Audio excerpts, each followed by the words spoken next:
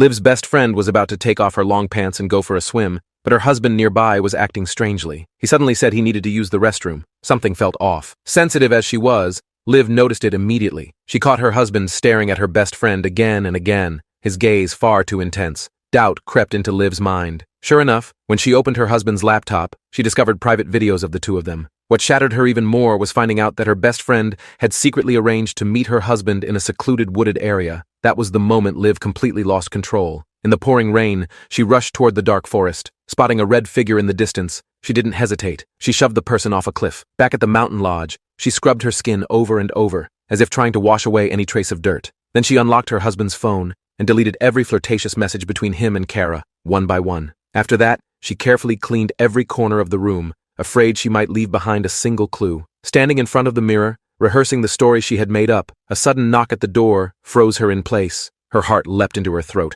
When she opened the door, the person standing there was her husband, Will, the very man she believed had just fallen off the cliff. Liv was completely stunned. He was alive. So who had she killed? Trembling, she opened the door again. That familiar, handsome face was still there. At that instant, panic took over and she fled. A terrifying realization hit her. She had pushed the wrong person. She slammed the door shut, pressing her back tightly against it. Outside, Will spoke with a hint of apologetic gentleness, saying he shouldn't have stayed out all night. Liv forced herself to calm down. When she stepped outside, she nervously asked where he had been the night before. Will said he had fallen asleep after playing pool. Then who was the one she had pushed off the cliff? When Kara's boyfriend began frantically asking around, looking for her, the answer became painfully clear. The person Liv had pushed off the cliff was Kara. The woman who had ruined her marriage had become the victim of a terrible mistake. Soon after, Kara's boyfriend reported her missing. The police quickly organized a search and rescue team. Guests at the lodge also joined the search on their own. Liv's eyes kept scanning the forest floor. She didn't care whether Kara was alive or dead. All she cared about was the engagement necklace she had dropped during the struggle.